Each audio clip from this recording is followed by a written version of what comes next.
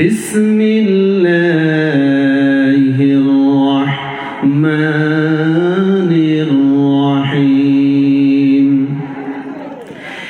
ইন্নাল্লাহা ওয়া মালাইকাতাহু ইউসাল্লুনা আলান নবী ইয়া আইয়ুহাল্লাযীনা আমানু সাল্লু আলাইহি ওয়া সাল্লিমু তাসলিমা।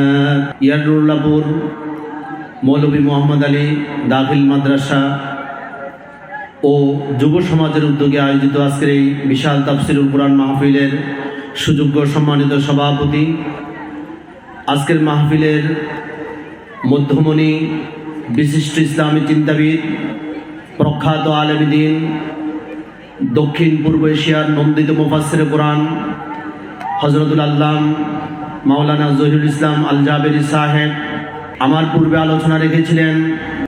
আপনাদের প্রিয় মুফাসসির, বিশিষ্ট ইসলামী চিন্তাবিদ, লেখক ও গবেষক মুহাদ্দিস রফিকুল আফসারী সাহেব মঞ্চে উপবিষ্ট আছেন।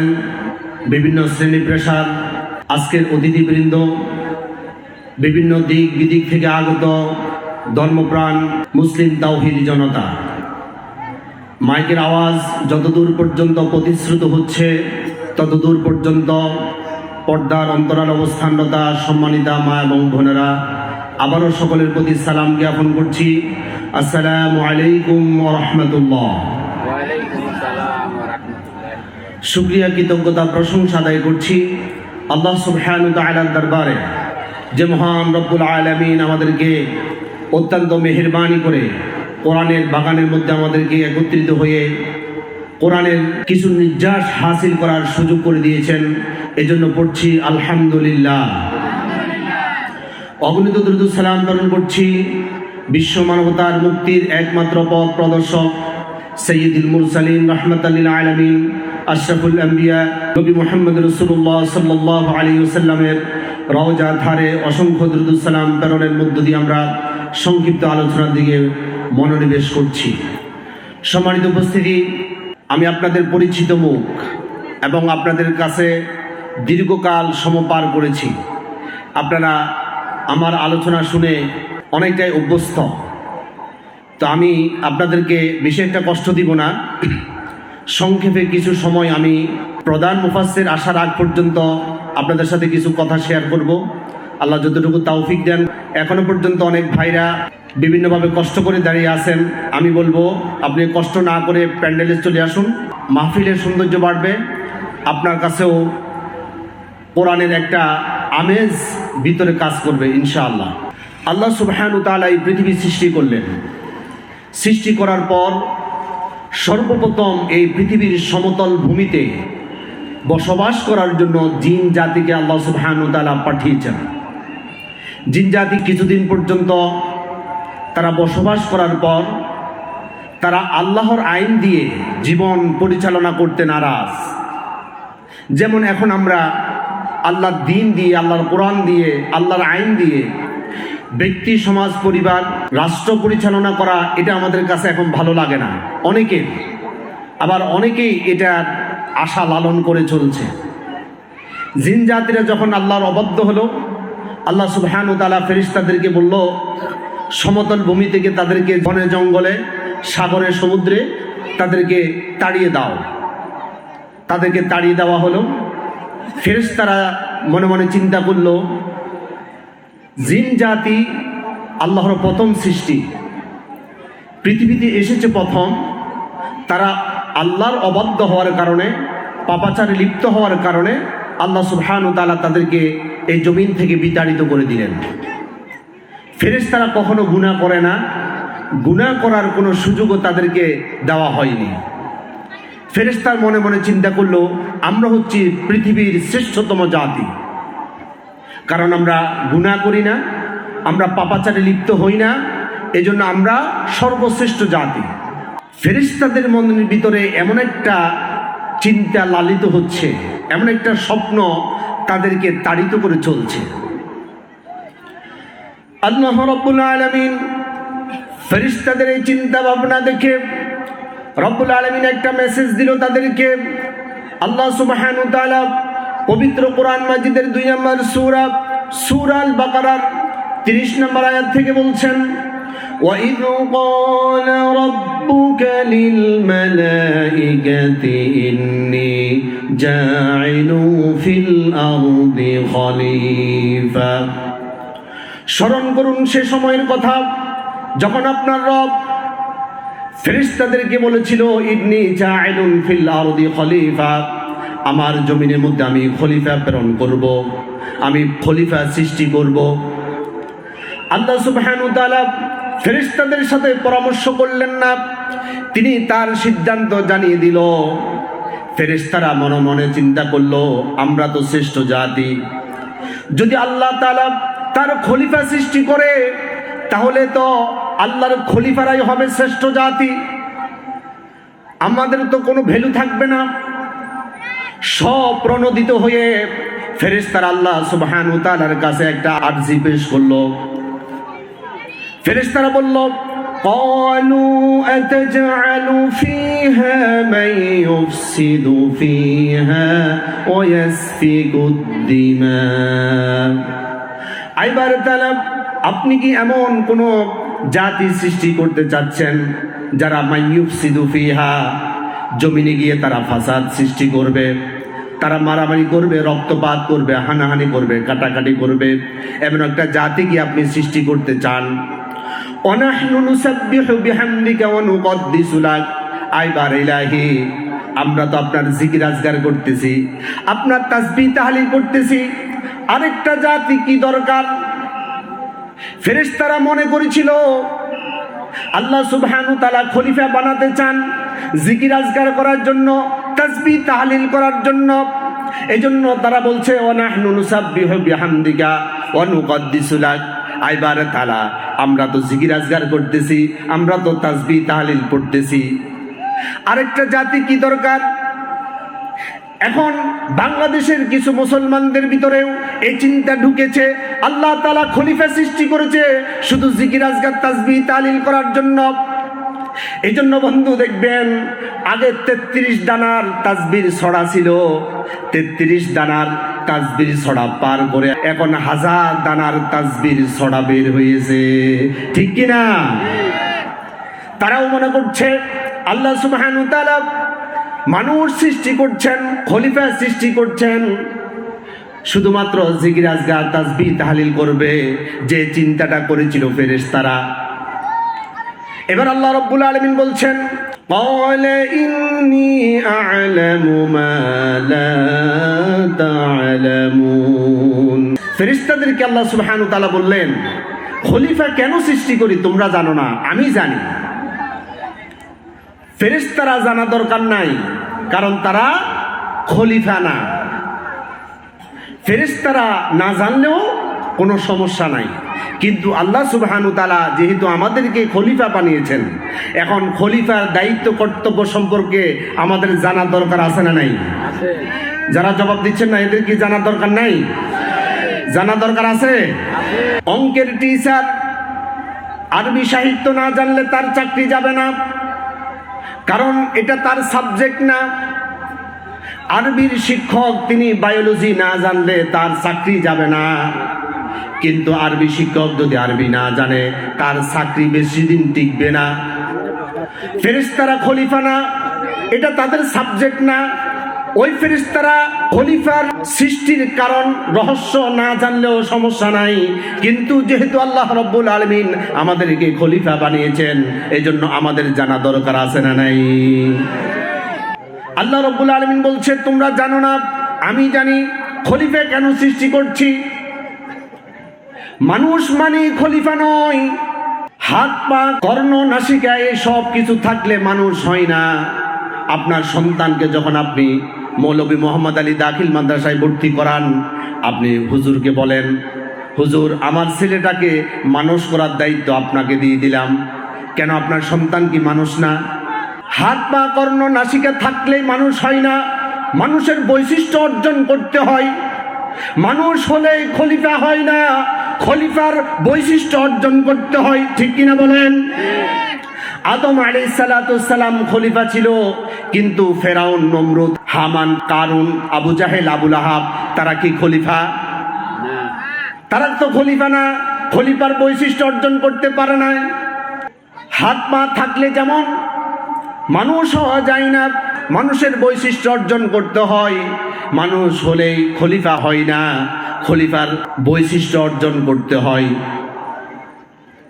আল্লাহ রাব্বুল আলামিন বিশাল একটা পরিকল্পনাকে সামনে রেখে ফেরেশতাদের সমস্ত বাধাকে উপেক্ষা করে রব্বুল আলামিন গোটা পৃথিবীর পৃষ্ঠদেশ থেকে মাটি সংগ্রহ করা শুরু করে দিলেন। মাটি সংগ্রহ করে আল্লাহ সুবহানাহু ওয়া তাআলা হযরত আদম আলাইহিস সালামকে বিশাল লম্বা করে মাটি দিয়ে তার দেহটা তৈরি করলো। নবী করিম সাল্লাল্লাহু আলাইহি সাল্লাম বলছেন, আদম আলাইহিস সালামের এই মাটির দেহটা ছিল 120 হাত লম্বা। আল্লাহু আকবার। সহিহ বুখারীর হাদিস, হাদিস নাম্বার 3326, عن أبي هريرة رضي الله تعالى عنه قال قال رسول الله صلى الله عليه وسلم خلق الله آدم وطوله 60 ذراعا।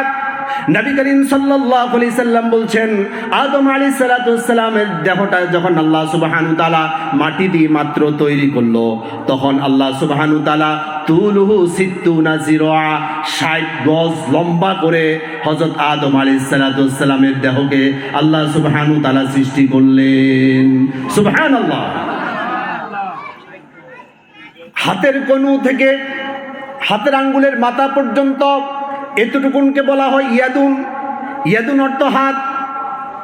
হাতের বাহু থেকে একেবারে আঙ্গুলের মাথা পর্যন্ত এই অংশকে একসাথে বলা হয় জিরা। রাসূল করিম সাল্লাল্লাহু আলাইহি সাল্লাম বলছেন 60 জিরা, 60 হাত লম্বা, তার মানে 1 গজ। এক হাতে 1 গজ, 2 হাতে 1 গজ হয়। রাসূলুল্লাহ বলছেন 60 জিরা, 60 গজ লম্বা, তাহলে কয় হাত হয়? 60 গজে 120 হাত লম্বা। আল্লাহ রাব্বুল আলামিন হযরত আদম আলাইহিস সালামকে যখন মাটি দিয়ে তার দেহটা সৃষ্টি করলো, নবীজি সাল্লাল্লাহু আলাইহি সাল্লাম বলছেন, পৃথিবীর সর্বপ্রকার মাটি দিয়ে আল্লাহ সুবহানাহু ওয়া তাআলা তার দেহটাকে সৃষ্টি করলেন। দেহটাকে সর্বপ্রকার মাটি দিয়ে সৃষ্টি করার কারণে মাটির প্রভাবটা আদম আলাইহিস সালামের সন্তানের উপর প্রভাব বিস্তার করেছে। দেখবেন পৃথিবীর কোন অংশের মাটি কালো, এই জন্য আদম সন্তানের কিছু কিছু সন্তান হয় কালো। পৃথিবীর কিছু অংশের মাটি হয় সাদা, এই জন্য আদম সন্তান অনেকেই রং হয় সাদা। আবার কেউ রং সাদাও নয়, কালো নয়। পৃথিবীর কিছু অংশের মাটি সাদাও নয়, কালাও নয়। রাসূল পাক সাল্লাল্লাহু আলাইহি সাল্লাম বলছেন, আদম আলাইহিস সালামের এই দেহের ভিতরে বিভিন্ন প্রকারের মাটি থাকার কারণে আদমের সন্তানগুলো বিভিন্ন প্রকারের মানুষ হয়। সুবহানাল্লাহ বলেন।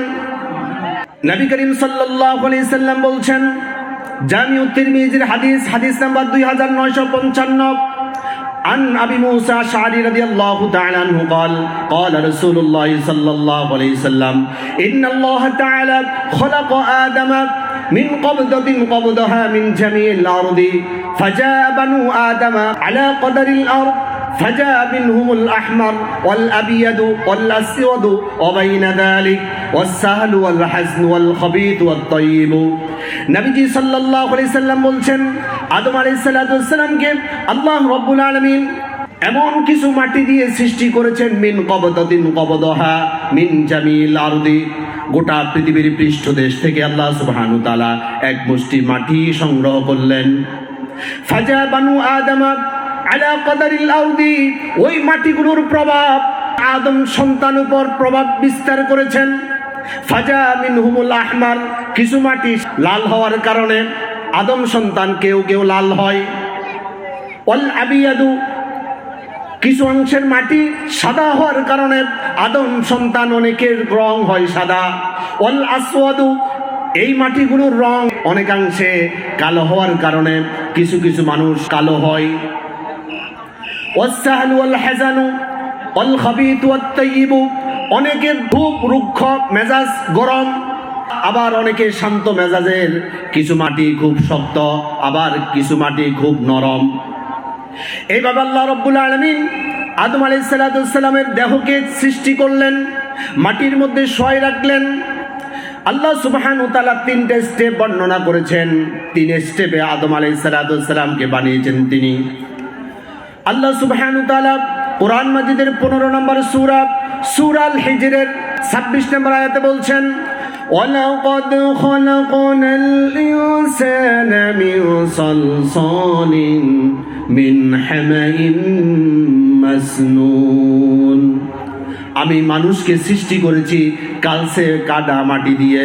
অর্থাৎ গোটা পৃথিবীর পৃষ্ঠদেশ থেকে মাটি সংগ্রহ করে ওই মাটিগুলোর মধ্যে আল্লাহ রাব্বুল আলামিন পানি ঢেলে দিলেন।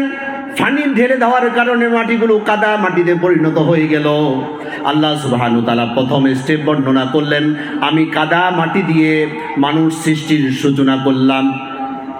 কোরআন মাজিদের 37 নম্বর সূরা সূরা সাফফাতের 11 নম্বর আয়াতে আল্লাহ রাব্বুল আলামিন বলছেন, ইন্না খালাকনাহুম মিন তিনিল লাযিব। আমি আদম আলাইহিস সালামকে এঁটেল মাটি দিয়ে সৃষ্টি করেছি। অর্থাৎ কাদা মাটিগুলো যখন আল্লাহ সুবহানাহু ওয়া তাআলা একত্রিত করলো, আস্তে আস্তে যখন পানিগুলো শুকাতে শুরু করলো, মাটিগুলো এঁটেল মাটি হয়ে গেল, আটালো হয়ে গেল।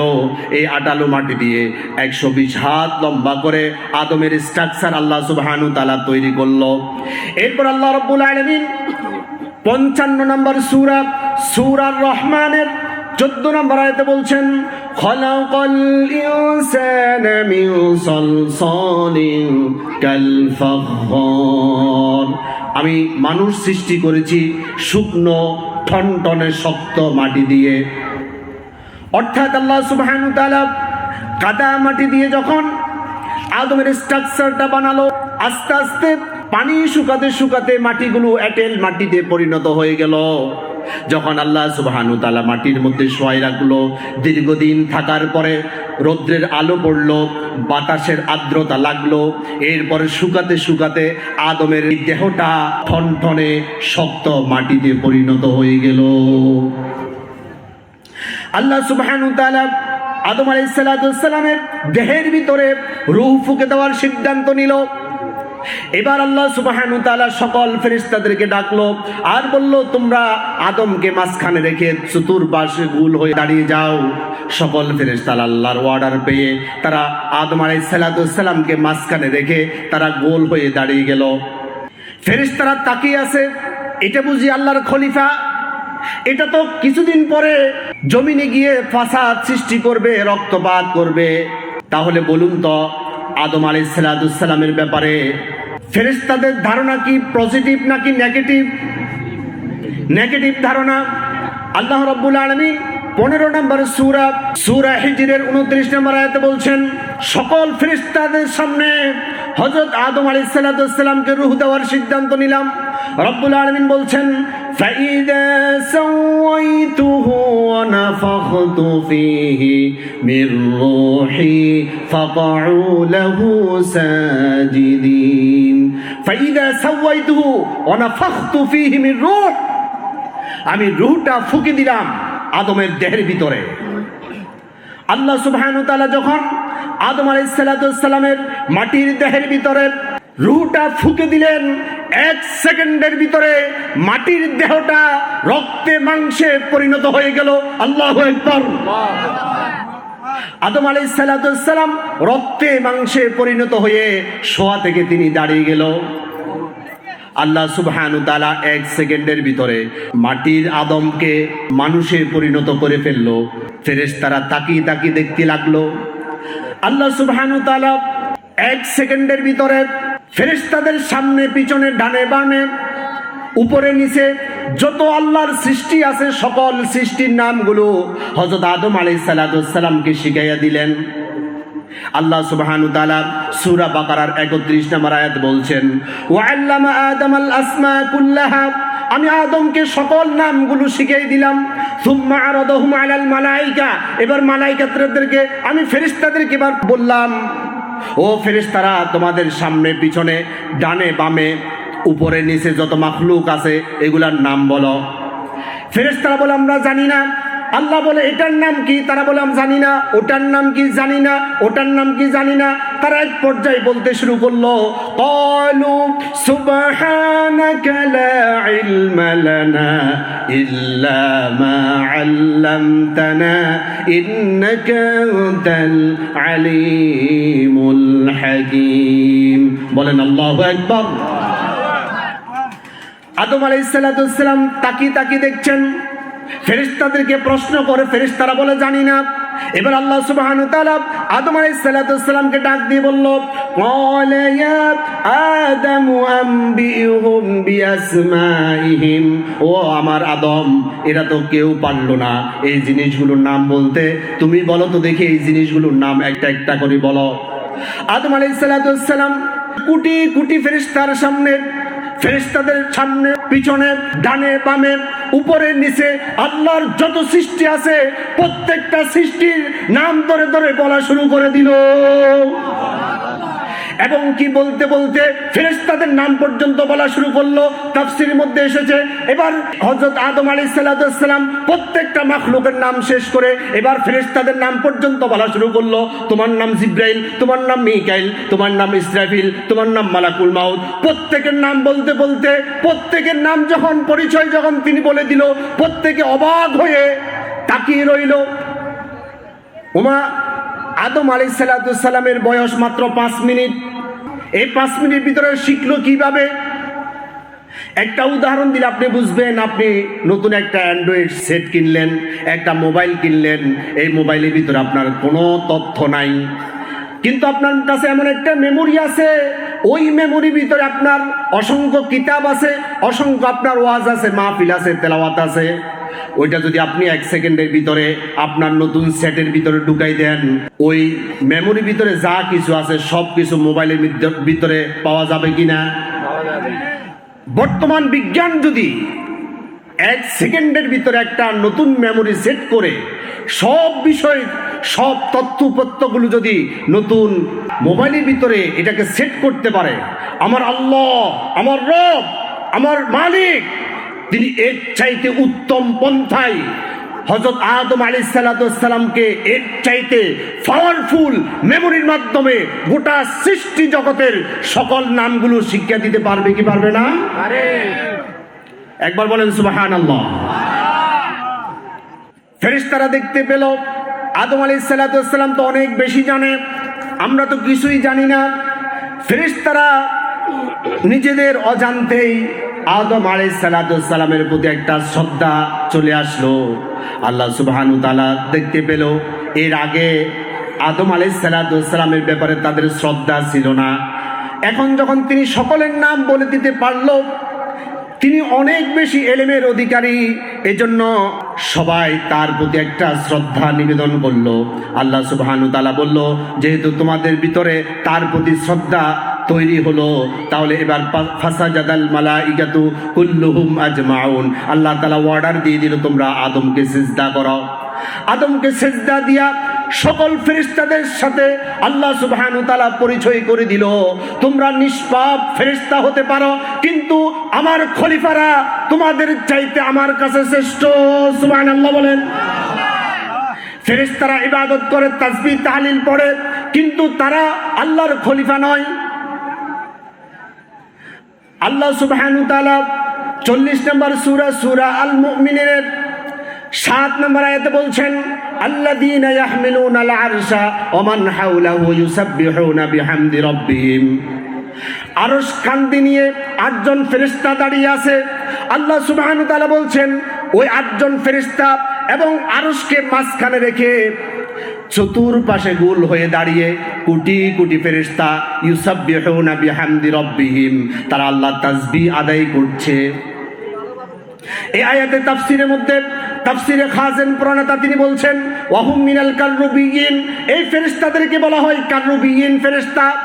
সফুহুম মিয়াতু আলফুন, এই যে গোল হয়ে দাঁড়িয়ে আল্লাহর তাসবির মধ্যে রত আছে, এই কাতারের সংখ্যা হচ্ছে 1,00,000 কাতার।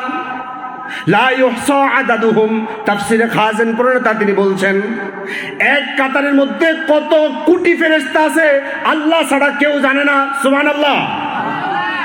এই আয়াতে কারিমা দ্বারা বোঝা যাচ্ছে সকল ফেরেশতারা আল্লাহর তাসবিহ পড়ে, কিন্তু তারা আল্লাহর খলিফা না। আল্লাহ সুবহানাহু ওয়া তাআলা বলছে শুধু ফেরেশতারা তাসবিহ পড়ে না, পৃথিবীর আকাশে যা আছে, জমিনে যা কিছু আছে, সব কিছু আল্লাহর তাসবিহ পড়ে। সুবহানাল্লাহ। 17 নম্বর সূরা বানী ইসরাঈলের 44 নম্বর আয়াতে আল্লাহ রাব্বুল আলামিন বলছেন তুসাব্বিহু লাহুস সামাওয়াতুস সাবউ ওয়াল আরদু, 7 আকাশ 7 জমিনে যা কিছু আছে সব কিছু আল্লাহর তাসবিহ পড়ে। ওয়াইন মিন শাইইন ইল্লা ইউসাব্বিহু বিহামদিহি ওয়ালাকিন লা তাফকাহুনা তাসবিহাহুম, তাদের তাসবিহগুলো তোমরা বুঝো না, কিন্তু তারা তাসবিহ পড়ে, কিন্তু তারা আল্লাহর খলিফা না। আল্লাহর খলিফার দায়িত্ব জিকির আজকার করা না, নামাজ রোজা করা না। 24 নম্বর সূরা নূরের 41 নম্বর আয়াতে বলছেন আলাম তারা আন্নাল্লাহা ইউসাব্বিহু লাহু মা ফিস সামাওয়াতি ওয়াল আরদ ওয়াত তায়রু সাফফাত কুল্লুন ক্বাদ আলিমা সালাতাহু। ইয়া রাসূলুল্লাহ, আপনি দেখবেন আকাশে যত মাখলুক আছে, জমিনে যত মাখলুক আছে, এমনকি ওয়াত তায়রু সাফফাত, তায়রুন অর্থ পাখি, সফ অর্থ সারিবদ্ধভাবে, আকাশের উড়ন্ত পাখিগুলো কুল্লুন ক্বাদ আলিমা সালাতাহু ওয়া তাসবিহাহু, তারা সালাত আদায় করতেছে, তারা তাসবিহ পড়তেছে। সুবহানাল্লাহ। আল্লাহ সুবহানাহু ওয়া তাআলা বলছেন প্রত্যেকে নামাজ পড়ে, প্রত্যেকে তাসবিহ পড়ে, কিন্তু তারা আল্লাহর খলিফা না। আল্লাহর খলিফার দায়িত্ব শুধু তাসবিহ পড়া, নামাজ রোজা করা নয়, তাদের দায়িত্ব হচ্ছে আল্লাহর জমিনে আল্লাহর দ্বীনকে প্রতিষ্ঠা করা। সুবহানাল্লাহ। আপনি দেখুন বন্ধু, ফেরেশতারা আল্লাহর ইবাদত করে, কিন্তু নিজেরা ইবাদত করে, নিজেরা আল্লাহর আইন মানে, অন্যকে আল্লাহর আইন মানতে বলে না, তারা শুধু নিজেরাই করে। আমাদের মধ্যে এখন কিছু মুসলমান আছে শুধু নিজেরাই দিন মানে, আর অন্যকে দিন মানার জন্য বলে না। আছে না নাই? আছে। আল্লাহ সুবহানাহু ওয়া তাআলা বলছে এরা খলিফা না। খলিফার দায়িত্ব হচ্ছে সে নিজে আল্লাহর আইন মানবে, অন্যকে আল্লাহর আইন মানার জন্য বাধ্য করবে। ঠিক কিনা বলেন? আকাশের চাঁদ আল্লাহর আইন মানে, সূর্য আল্লাহর আইন মানে। সূরা ইয়াসিনের 39 নম্বর আয়াত আল্লাহ রাব্বুল আলামিন বলছেন ওয়াল কমারা কদ্দারনাহু মানাজিলা হাত্তা আদা কাল উরজুনিল কদিম, আমি চন্দ্রের জন্য মঞ্জিল নির্ধারণ করে দিয়েছি আকাশে। এই আয়াতের তাফসিরে জালালাইন প্রণেতা তিনি বলছেন আকাশে চাঁদের জন্য শুধু 28টা মঞ্জিল আছে। প্রথম দিন সে চিকন হয়ে পশ্চিম দিগন্তে উদয় হয়, পরের দিন আরেকটু উপরে আরেকটু মোটা হয়ে, পরের দিন আরেকটু উপরে আরেকটু মোটা হয়ে, তার মানে প্রথম দিন প্রথম মঞ্জিলে, দ্বিতীয় দিন দ্বিতীয় মঞ্জিলে, এইভাবে করে করে 28টা মঞ্জিল অতিক্রম করে। এটা কার আইন মানছে? আল্লাহ। চিৎকার দিয়ে বলুন কার আইন? আল্লাহ। আকাশে কার আইন চলে? আল্লাহ সুবহানাহু ওয়া তাআলা বলছেন আল কমারা কদ্দারনাহু মানাজিলা হাত্তা আতা কাল উরজুনিল কদিম, ওই আকাশে আমার আইন দিয়ে আমি ডাইরেক্ট চালাচ্ছি। ওই আকাশের মধ্যে আল্লাহর খলিফা নাই।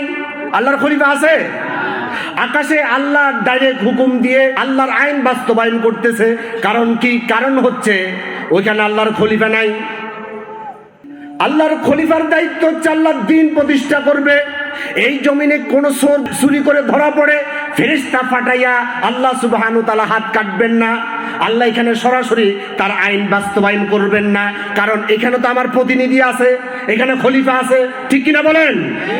আপনি সাগরের দিকে তাকান, সূরা রহমানের 19 এবং 20 নম্বর আয়াতে বলছেন মারাজাল বাহরাইনি ইয়ালতাকিয়ান বাইনাহুমা বারযাখুল লা ইয়াবগিয়ান, দুইটা স্রোত একসাথে প্রবাহিত হচ্ছে, একটা নীল পানি আরেকটা সাদা পানি। আল্লাহ সুবহানাহু ওয়া তাআলা বলে দিল সাদা পানি তুমি নীল পানির সাথে একসাথে হতে পারবে না, নীল পানি তুমি সাদা পানির সাথে একত্রিত হতে পারবে না, নোনা পানি তুমি মিষ্টি পানির ভিতরে ঢুকতে পারবে না, মিষ্টি পানি তুমি নোনা পানির ভিতরে ঢুকতে পারবে না। এখানে আল্লাহ ডাইরেক্ট অর্ডার দিয়ে আল্লাহর আইন প্রতিষ্ঠা করেছেন। আকাশে আল্লাহ ডাইরেক্ট খলিফা নাই বিদায় তিনি নিজেই ডাইরেক্ট এই আইন চালাচ্ছেন সাগরে নগরে, ওই বন জঙ্গলে আল্লাহ সুবহানাহু ওয়া তাআলা ডাইরেক্ট হুকুম করে সেখানে তিনি তার আইন বাস্তবায়ন করতেছে। কারণ ওই সাগরের মধ্যে আল্লাহর খলিফা নাই, আকাশে আল্লাহর খলিফা নাই, জমিনের মধ্যে আল্লাহর খলিফা আছে না নাই? আছে। আল্লাহর খলিফা থাকার কারণে আল্লাহ সুবহানাহু ওয়া তাআলা ডাইরেক্ট এখানে চোর ধরে হাত কাটে না, ফেরেশতা ফাটাইয়া মদের বিচার করে না, মদখোরের বিচার করে না, জায়গা সম্পত্তি আইল ঠেলার এরকম অপরাধী মানুষ আছে না নাই? অন্যের জমি দখল করার মতো খলিফা আছে না নাই? এরা খলিফা না। আজকের নন্দিত মুফাসসির, পুরা বাংলার আলোড়ন সৃষ্টিকারী একজন খ্যাতিমান মুফাসসির শাইখ জহিরুল ইসলাম জাবেরি সাহেব এক্ষুনি তিনি মঞ্চে চলে আসছেন। সর্বশেষ আমার যে মেসেজটা সেটা হচ্ছে খলিফা যে দায়িত্ব কর্তব্য, এই দায়িত্ব কর্তব্য সম্পর্কে আমাদেরকে সজাগ সচেতন হয়ে এই খলিফার সঠিক দায়িত্ব পালন করে আল্লাহর একজন খাঁটি বান্দায় নিজেকে রূপান্তর করার আল্লাহ তাআলা তৌফিক দিক আমরা বলি আমিন। আসসালামু আলাইকুম ওয়া রাহমাতুল্লাহ।